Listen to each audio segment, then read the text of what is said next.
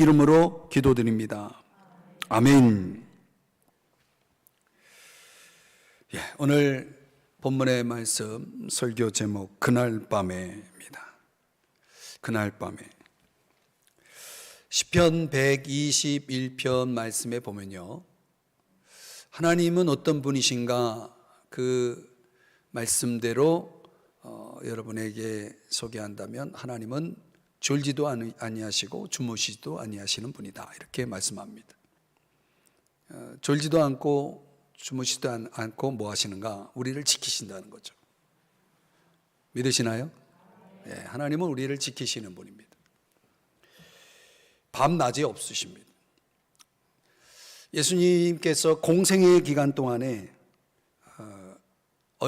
얼마나 바쁘게 사셨는지요.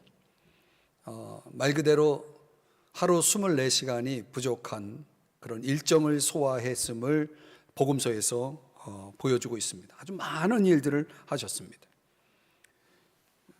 그 일의 목적은 요한복음 17장 4절에 의하면 아버지께서 하라고 주신 일을 내가 이루었다, 이런 기도를 예수님이 드리시거든요. 그러니까 예수님은 어떤 일들을 그렇게 하루 종일 바쁘셨느냐? 하늘에 계신 아버지께서 내게 하라고 주신 일을 이루기 위해서 그렇게 사셨다는 것입니다. 요한복음 5장 17절에도 예수님께서 말씀하시기를 내 아버지께서 이제까지 일하시니 나도 일한다, 이런 말씀을 하셨습니다. 예수님은 어떤 분이시냐? 우리가 믿는 주님은 어떤 분이신가? 일하시는 분이시라는 거죠. 오늘 본문 속에 그날 밤에도 그분은 일하고 계셨던 것이죠. 1절 말씀 다시 보시면 그날 밤에 이렇게 시작하죠.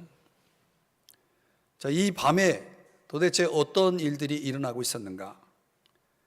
잠언 14장 19절 말씀에 보면 악인은 선인 앞에 엎드리고 불의한 자는 의인의 문에 엎드리느니라, 이런 말씀이 나옵니다. 이 말씀이 성취된 밤입니다. 이 말씀 그대로 그날 밤에 이루어집니다. 우리가 앞서 살펴봤던 말씀들을 다시 기억해 보면 하만이 모르드게를 처형할 수 있기 위해서 조서를 허락받고 이제 그것을 실행에 옮기기 위해서 얼마나 분주하게 그날도 여러 가지를 하게 됩니다. 근데 왕이 이제 허락하고 나서 동이 틀 때 왕궁으로 달려가는 이 하만의 모습을 보여줍니다. 그런데 하나님께서 그날 밤에 일하고 계셨기 때문에 하만이 그렇게 분주하게 일할 때도 하나님도 그날 밤에 쉬지 않고 졸지도 아니하시고 주무시지도 아니하시고 그날 밤에 일하십니다. 아주 극적인 그 사건들이 이제 이날 밤에 일어나게 되는데요. 우리가 인생을 살아가다 보면 정말 극적인 일들이 막 일어납니다.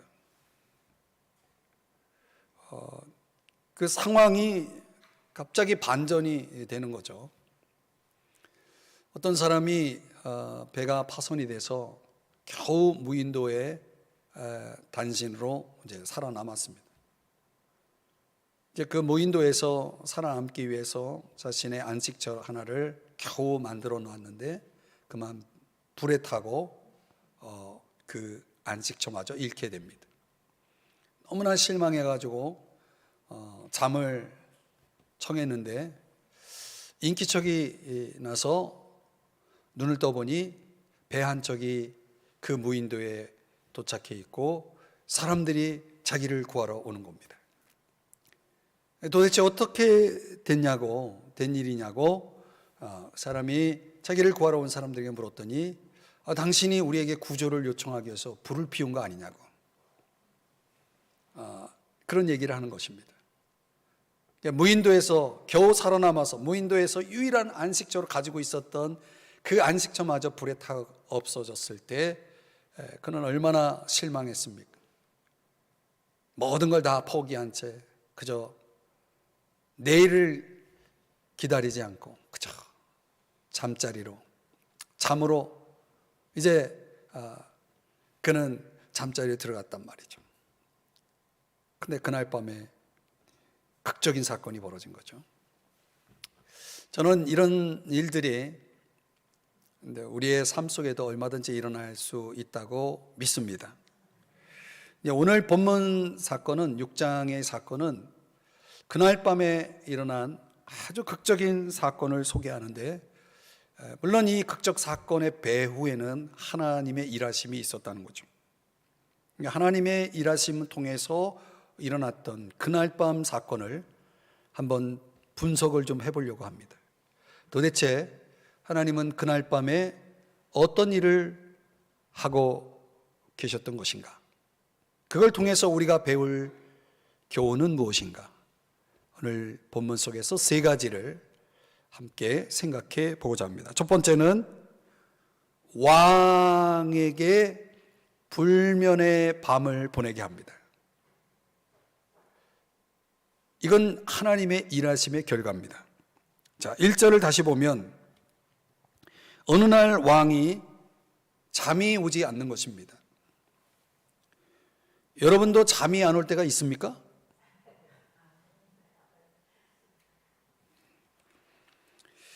저는 베개에 머리가 닿으면 입신합니다. 얼마나 잘 자는지 몰라요. 그래서 가끔 아내가 섭섭해합니다.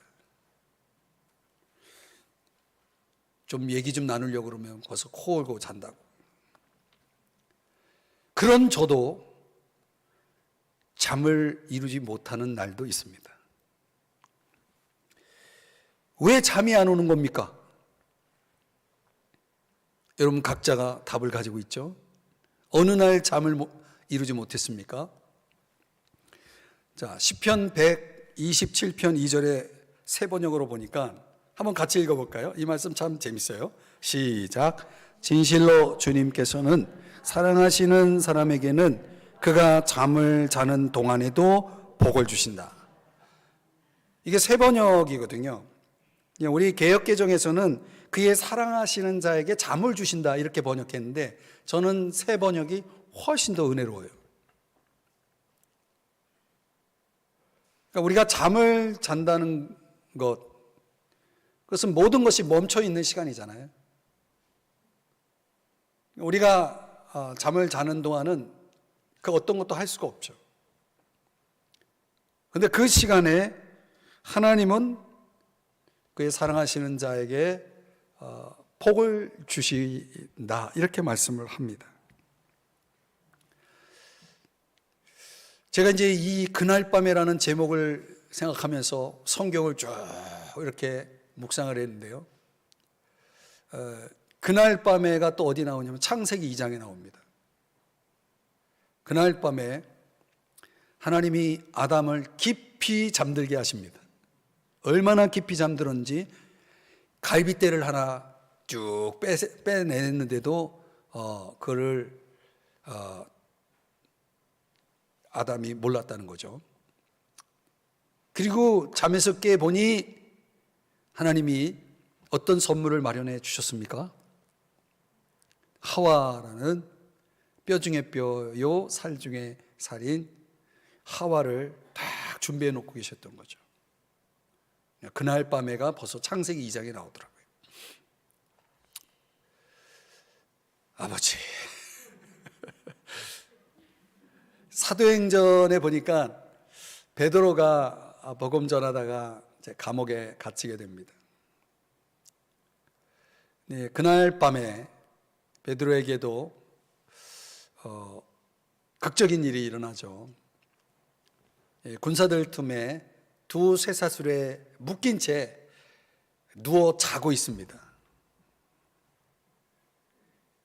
그 불편한 몸, 그 차디찬 감옥 바닥에서 그 불편한 곳에서, 그 힘든 곳에서 잠을 자고 있다는 거죠. 그때 그날 밤에 천사를 보내서 하나님께서 그의 옆구리를 쿡쿡 찔러가지고 깨웠다 그랬어요. 그리고 그를 감옥에서 꺼내주십니다. 저는 밤을 묵상하면서 너무 은혜를 받았어요. 가만히 보니까 하나님은 밤에 뭐 하십니까?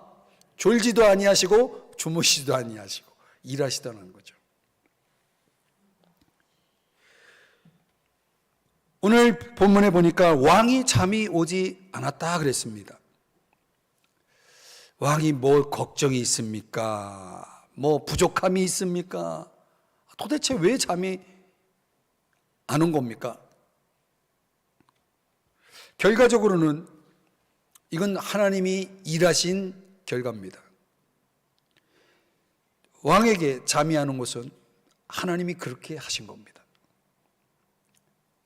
그날따라 왜 이렇게 생각이 많은지 이런저런 생각을 하면서 잠이 안 오니까 이 왕은 잠이 안 올 때 버릇이 있어요. 그 버릇이 뭐냐면 역대일기를 읽는 겁니다. 그 역대일기를 꼭 읽어야 됩니다. 하나님이 그 왕에게 개입하셔서 왕의 마음을 그가 잠이 안 올 때 평소에 가지고 있었던 습관대로 역대일기를 읽게 해야 이제 하나님의 극적인 역사가 일어나거든요. 그래서 잠 못 이루는 왕이 신하를 불러서 역대일기를 읽어라 이렇게 지시를 합니다. 근데 그 두꺼운 역대일기 책을 어디를 읽을까요? 여기 본문에는 그런 내용이 없죠. 그냥 아무데나 읽는 겁니다. 왕이 어디 끝 페이지서부터 읽어라 뭐 이것도 아니고 몇 페이지 읽어라 그것도 아니고 어떤 거 읽어라 그것도 없습니다. 그냥 읽어라 그랬더니 신하가 쫙 폈더니 마침 그 내용이 모르드게와 관련된 사건이었다는 거예요. 여러분, 하나님은요 너무너무 정확하신 분입니다. 그날 밤에 하만은 또 뭐 하고 있었냐? 이제 모르드게를 나무에 달아 죽이려고 사형시키려고 50규빗 되는 나무를 세우는 그런 일들을 하고, 하여튼 왕궁 바깥들에서 얼마나 바쁘게 일했는지 몰라요. 지금 모르드게는 그 모르드게의 운명은 경각에 달려 있었던 것이고, 그런 상황에서 하나님은 어느 쪽에서 일하셨냐면 왕 쪽에서 일을 하는 거예요. 왕이 잠 못 이루게 하고 결국엔 역대일기를 읽게 만들고 결국엔 모르드게의 사건을 다시 떠올리게 만들었다는 거예요. 기억나게 했다는 거죠. 여러분 잠이 안 올 때 뭐 하십니까?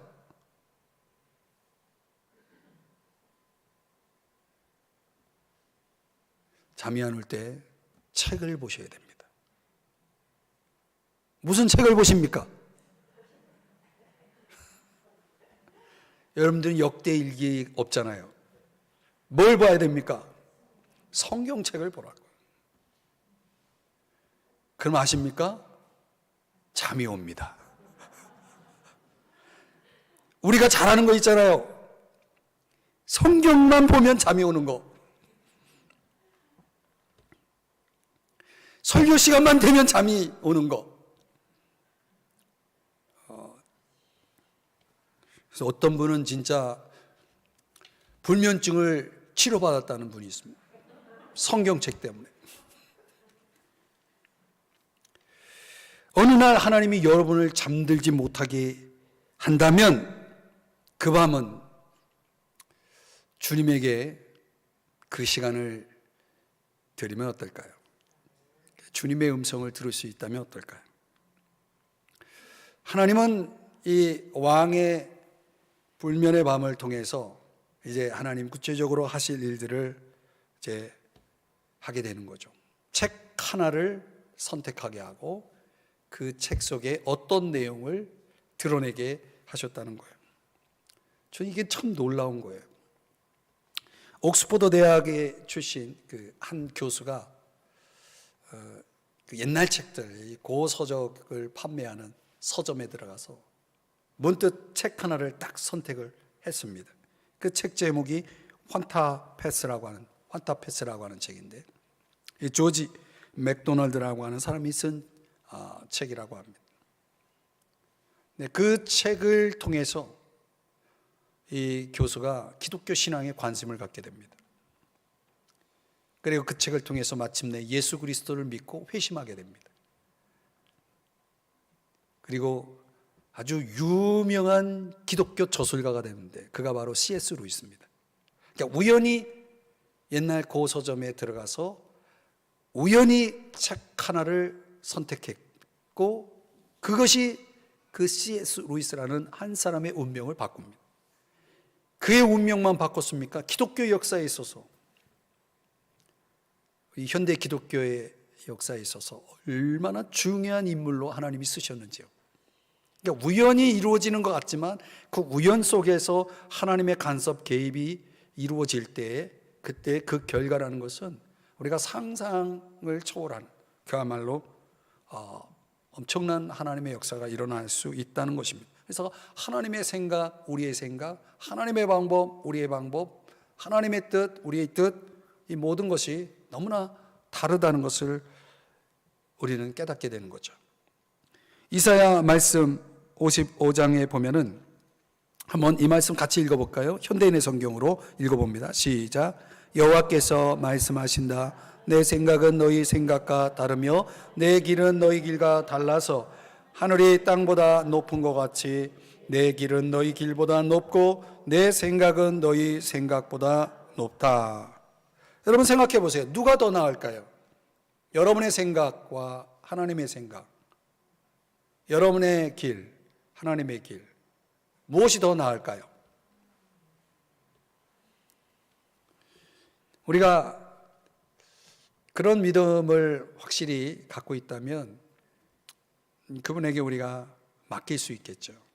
그분의 주권, 그분의 능력, 그분의 지혜를 우리가 신뢰함으로 또 우리의 어떤 짐들을 그분에게 맡길 수가 있는 거죠. 그러니까 우리가 가장 잘하는 게 뭐냐면 맡기는 겁니다. 그래서. 왜냐하면 지금 벌어지고 있는 이 사건 속에서도 하나님은 전혀 상상하지 못한 방법으로 지금 왕의 그 불멸의 밤을 개입하셔서 역사하고 계시는 모습을 봅니다. 왕을 움직여서 일하신 하나님이 우리의 삶을 못 움직이시겠습니까? 왕의 그날 밤에 개입하신 하나님이 오늘 저와 여러분에게도 개입하시지 않겠습니까? 저는 그 상상을 해보는 거예요. 우리가 보냈던 그 수많은 그 밤에 하나님이 이루신 일들이 얼마나 많았는가. 밤이 두렵습니까? 반대로 기대가 되지 않습니까? 오늘 밤에는 하나님은 어떤 일을 하실까? 여러분이 금요기도를 마치고 이제 집에 돌아가서 잠을 청하는데 할 때 그때 하나님은 또 어떤 일을 하고 계실까요?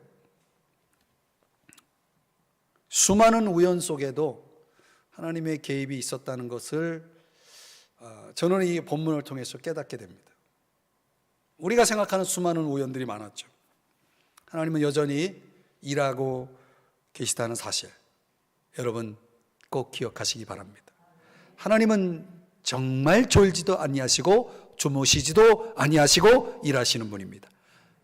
누구에게 어디서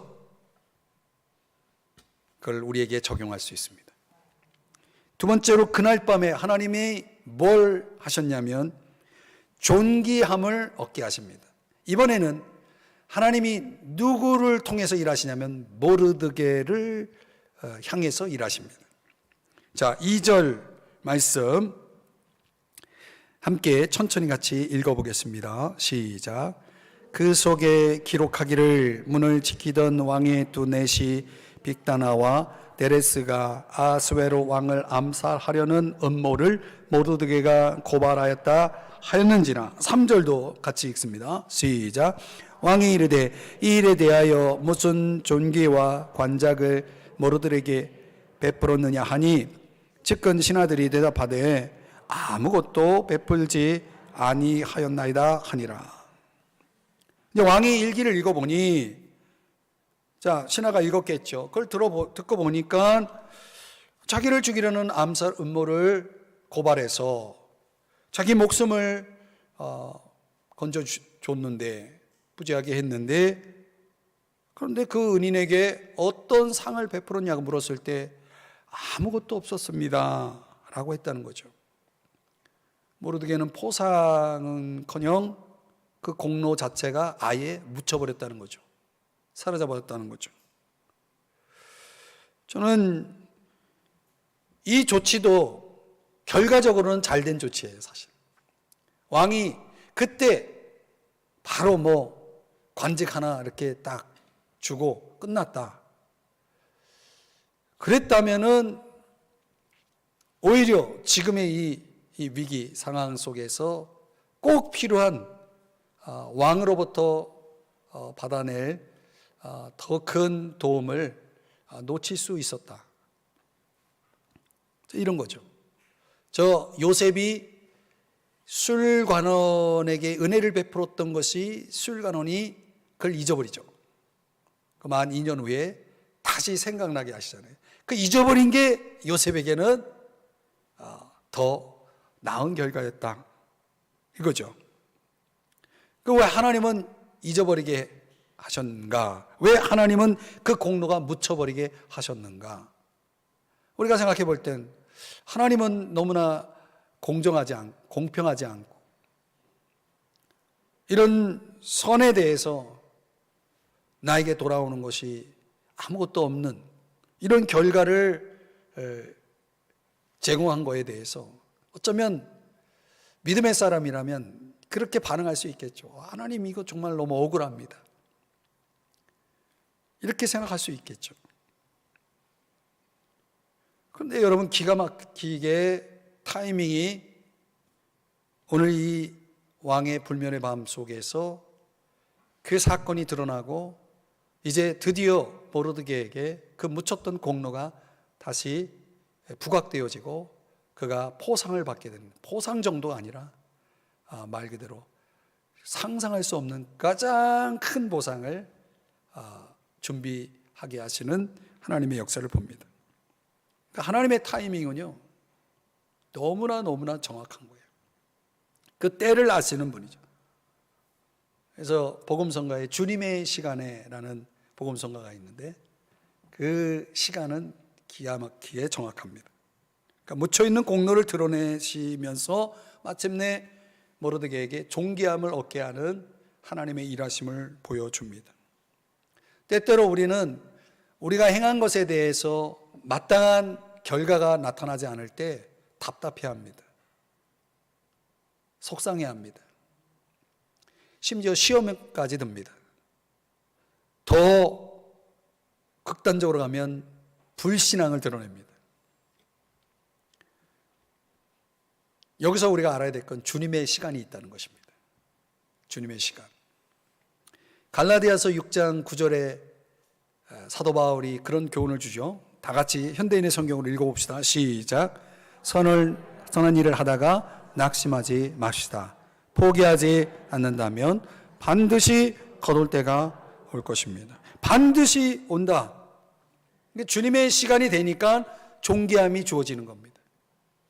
앞서서 그 공로가 묻혔을 때 내가 바라고 내가 원했던 그것이 그때 주어지는 것보다는 주님이 보실 때에는 그 존귀함은 나중에 요때가 모르드게에게는 더 낫다라고 하는, 더 유리하다는 사실을 하나님은 너무나 잘 알고 계셨기에 하나님은 주님의 시간에 그를 존귀하게 만들어 주셨다는 거죠. 여기서 우리가 깨달아야 할 것은 하나님은 반드시 갚아주신다는 거예요. 하나님은 반드시 갚아주신다는 거예요. 그래서 바울이 뭐라고 말합니까? 반드시 거둘 때가 올 것입니다. 그러잖아요. 그래서 우리가 낙심하지 말아야 된다는 거예요. 지금 당장이 중요한 게 아닌 거죠. 인생을 좀 길게 보자는 거죠. 멀리 보자는 거죠. 내가 당장 지금 아무것도 없다? 그것이 결론이 아니고 끝이 아니라는 거죠. 하나님의 시간이 있기 때문에 그렇죠. 그러므로 오늘 우리가 어떤 일을 행할 때 그것이 선이라면 선은 반드시 결과가 나오는 것입니다. 하나님이 갚아주시는 것입니다. 하나님이 거두게 하시는 것입니다. 그렇기 때문에 우리는 하나님이 기뻐하시는 일을 하는데 주저하면 안 됩니다. 하다가 낙심하면 안 됩니다. 포기하면 안 됩니다. 그 일은 내가 주님을 위해 하는 일들은 다 반드시 거둘 때가 온다는 사실을 잊지 마시기를 바랍니다. 오늘 이 본문 속에서 하나님의 일하심 속에서 반드시 우리 마음속에 새겨두어야 할 교훈입니다. 모든 일을 주께 하듯 하고 주님을 위해 행한 일들, 그 선한 것들은 반드시 거둘 때가 온다. 존귀함으로 우리에게 하나님께서 갚아 주실 거라는 것을 저와 여러분이 깨닫기를 바랍니다. 마지막 세 번째, 그날 밤 하나님이 어떤 일을 하셨냐면 역전이 일어나게 하십니다. 역전이 일어나게. 이 단어가 제가 좋아하는 단어인데, 역전이라는 단어 참 좋아합니다. 저도 운동을 참 좋아하는데요, 지고 있는 게임을 역전해서 이길 때 그 통쾌함은 그냥 계속 이기다가 이긴 거랑 지고 있던 게임을 역전으로 이기는 게임은요, 그 쾌감이 비교가 안 됩니다. 역전이 일어났다는 거예요. 한번 4절을 우리 한번 같이 또 읽어보겠습니다. 시작. 왕이 이르되 누가 뜰에 있느냐 하매 마침 하만이 자기가 세운 나무에 모르드게 달기를 왕께 구하고자 하여 왕궁 바깥들에 이른지라. 자, 왕이 누가 뜰에 있냐 할 때 이 단어가 이게 이제 하나님의 시간표가 지금 플랜이 진행되고 있는, 하나님 플랜 1, 2, 3가 쭉 전개되고 있는 것을 보여줍니다. 마침, 이게 참 중요한 거예요. 마침 하만이 밖에 있었다는 것입니다. 그럼 당연히 하만과 그리고 왕과의 대화가 진행되겠죠? 왕은 지금 어떤 마음을 지금 갖고 있습니까? 어떤 구상을 갖고 있냐면, 내가 공을 덮어버렸던 그 나의 실수를 만회하기 위해서 모르드게를 정말 내가 제대로 한번 갚아줘야 되겠다 하는 생각을 갖고 있는 겁니다. 어느 정도로 더 이상 높일 수 없을 만큼 왕 다음의 수준으로 그를 존귀하게 만들어야겠다라고 하는 마음을 갖고 있는 상태에서 밖에 누구 있느냐 부르는 것입니다. 그런데 그 밖에 있었던 하만은 어떤 마음을 또 갖고 있었어요? 그 왕이 가장 존귀하게 만들고 싶어하는 그 모르드게를 나무에 달고자 하는 생각으로 가득 차 있었다는 거예요. 왕의 생각과 하만의 생각이 지금 정반대로 돌아가고 있었던 거죠. 얼마나 절묘한 타이밍입니까? 6절, 드디어 대화가 이루어집니다. 하만이 들어왔습니다. 왕이 묻습니다. 왕이 존귀하게 하기를 원하는 사람에게 어떻게 하여야 하겠느냐? 그때 하만이 기분이 좋았습니다. 왜냐하면 왕이 존귀하게 하기를 원하시는 자는 나 외에 누구리요? 이런 걸 뭐라고 그러는지 아세요? 뭘 먼저 마신다?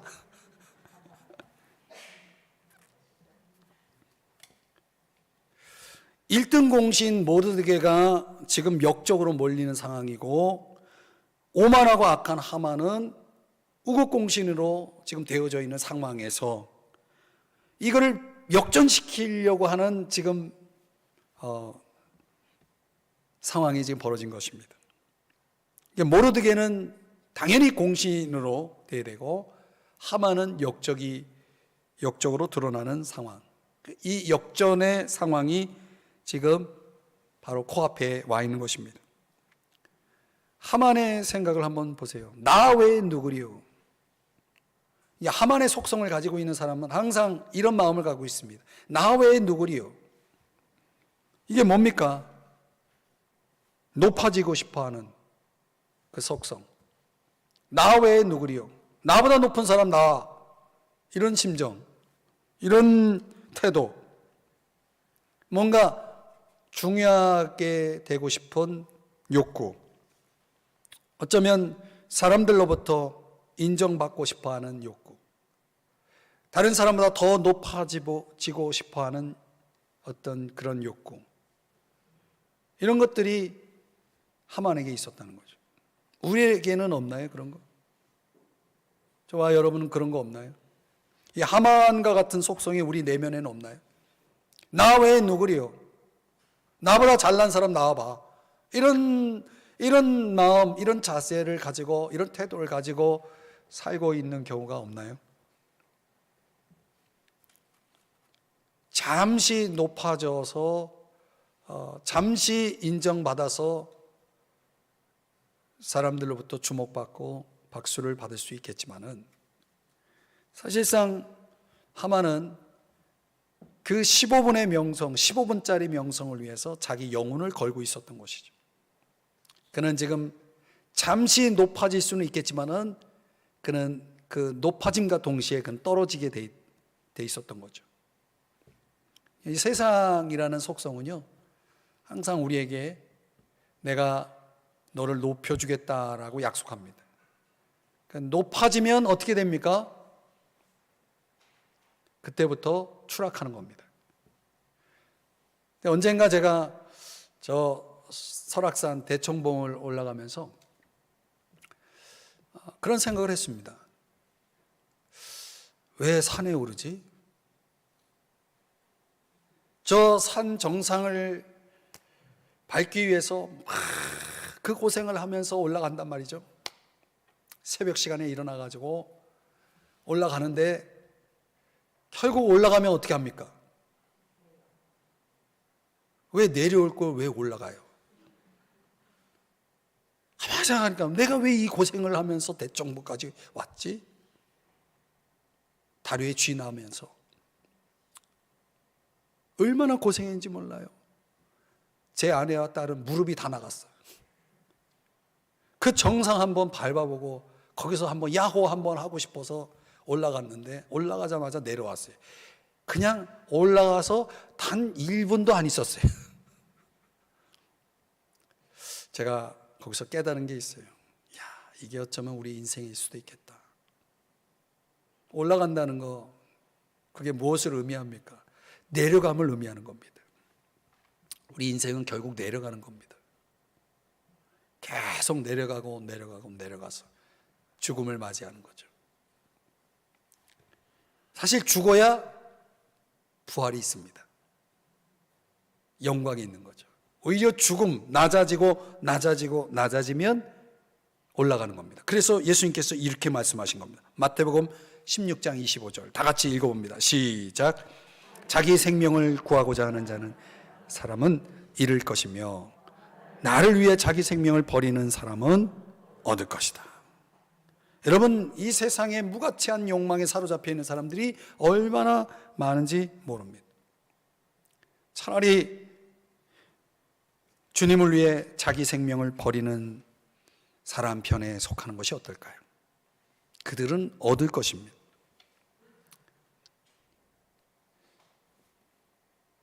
잃어야 얻는 것입니다. 주님 앞에 우리가 올바른 관계 속에서 그분 앞에서 늘 겸손하게 살아가는 모습, 내 인생의 겸손이 확장되고 주의 능력이 확장되고 믿음이 확장돼야지 무가치한 욕망에 사로잡혀서 나 외에 누구리요 하면서 사람들 앞에 자꾸 높아지려고 하고 자기의 명성을 위해서 세상에 그 짧은 그 15분짜리 명성을 위해서 사람들이 자기 영혼을 팔아버리는 일들, 그런 일들이 있어서는 안 된다는 것이죠. 6절에 보니 왕이 모르드게를 언급하지 않은 점은 이것도 하나님의 섭리입니다. 왕이 내가 모르드게를 존귀하게 하려고 하는데 어떻게 하면 좋겠냐 이렇게 말하지 않고 내가 존귀하게 하기를 원하는 사람이 있는데 그걸 어떻게 하면 좋겠냐. 그러니 하만이 거기에다가 자기를 대입시킨 거 아닙니까? 왕의 입술도 지금 하나님이 개입하셔서 일하고 계셨던 것이죠. 자, 10절을 다 같이 읽어봅니다. 10절 시작.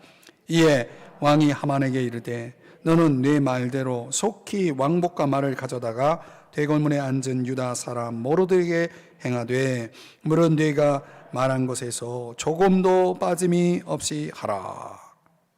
그러니까 자기를 높이려던 이 나 외에 누구리요라고 하는 이 교만 가득한 악한 하만이 반대로 그 장본인이 모르드게라는 사실을 알게 되었을 때 너가 말한 대로 속히 행하라 라고 하는 이 왕의 명령이 떨어졌을 때 그때 이제 역전이 된 거죠. 그래서 그 역전이 되고 나니 6장 12절입니다. 시작. 그런 다음 모르드게는 다시 궁궐문으로 돌아가고 하만은 창피해서 얼굴을 들지 못한 채 머리를 싸매고 급히 집으로 돌아가. 너무나 창피하고 괴로워서 집으로 돌아갔다. 근데 이런 상황에서 하만이 영적인 사람이었다면 내가 교만했구나, 내가 참 잘못했구나, 다른 사람들에게 내가 해를 주었구나 하면서 두 손 들고 주님 앞에 항복하고 회개를 했다면 하만의 운명은 달라졌을지 모르겠습니다. 괴롭지만, 머리를 싸매고 괴롭지만, 창피하지만, 부끄럽지만 그는 결코 회개가 없습니다. 그러니까 영적인 사람과 그렇지 않은 사람들의 차이가 바로 그것입니다. 인생에 있어서 이런 일들이 일어났을 때 그 결과에 대해서 하나님 앞에 어떤 반응을 보이느냐도 참으로 중요합니다. 하만의 모습은 회개가 없는 인생의 말로를 잘 보여줍니다. 하나님 모든 걸 다 아시는 거죠. 누가 악한지, 누가 선한지, 누가 올바른 일을 했는지, 누가 그릇된 일을 하고 있는지 다 아신다는 거죠. 그러니 다 아시는 하나님께서 그것을 바로 잡는 일은 당연한 거 아니겠습니까? 그 선과 악을 거꾸로 악이 선을 억누르고 있고 지배하고 있고 그렇게 지금 뭔가 잘못 돌아가고 있는 상황을 하나님이 역전시키는 건 당연하겠죠.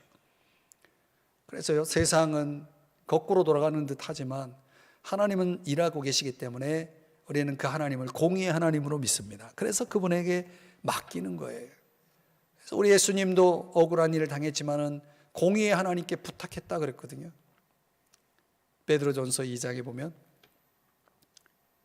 그러니까 우리가 하나님 자리에 들어가는 교만을 조심해야 되고 더욱이 우리는 그 하나님께 모든 것을 맡길 수 있어야 하는 거죠.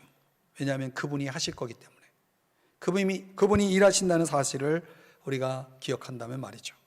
자, 저는 이 6장 말씀 묵상하면서 그날 밤에 하나님 참 엄청난 일을 하셨구나. 근데 이것이 모르드게에게, 왕에게, 하만에게 일어났던 일이지만은 우리의 일상 속에서 어쩌면 우리는 이런 일들을 많이 경험하고 있거든요. 많이 경험하고 있거든요. 그걸 눈치채지 못하고 그걸 깨닫지 못해서 그렇지 하나님은 우리 인생 속에도 이런 일들을 얼마든지 이루어 주시고 행하고 계시지만은 우리의 인생 배후에서 일하고 계신 주님에 대한 감각이 없는 사람들은 그냥 흘려버리고 놓쳐버리는 경우가 있겠죠.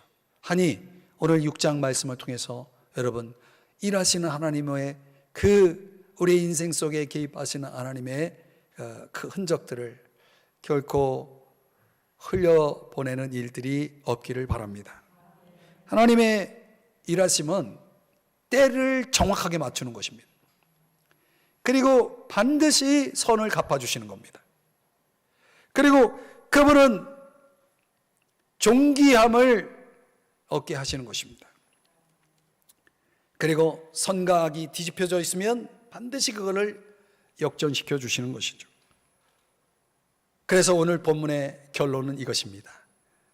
하나님의 장중에 모든 것이 달려 있다는 것입니다. 그분의 장중에, 그러니까 우리의 모든 인생의 발걸음은 그분의 주권 속에 담겨 있는 것입니다. 그분이 만들어 놓은 길을 우리가 걸어가고 있다라고 생각하면 됩니다. 내 길이 내가 선택한 길이라 할지라도 하나님은 이미 닦아놓은, 그분이 준비해놓은 그 여정 속에 우리가 들어와 있다라고 보시면 됩니다. 그러므로 주님의 시간이 정확하기 때문에 저와 여러분은 기다릴 수 있어야 됩니다. 인내가 필요하다는 거죠. 또 주님이 일하심을 우리가 신뢰할 때 아무 걱정할 일 없어요. 걱정한다는 건 뭡니까? 내가 하려고 하니까 걱정이 되는 거예요. 안 그렇습니까, 여러분? 걱정 있습니까? 왜 걱정해요? 내가 하려고 하니까 걱정이 되겠죠. 걱정하지 마십시오. 맡기세요. 공의의 주님 앞에서 겸손하셔야 됩니다. 그러면서 순종하시면 오늘 여러분의 인생 속에도 하나님의 놀라운 일하심이 개입되어서 우리의 인생 속에 존귀가 있을 것이고 승리가 있을 것입니다. 여러분을 그런 인생의 장으로 초대하면서 축복합니다. 기도하겠습니다.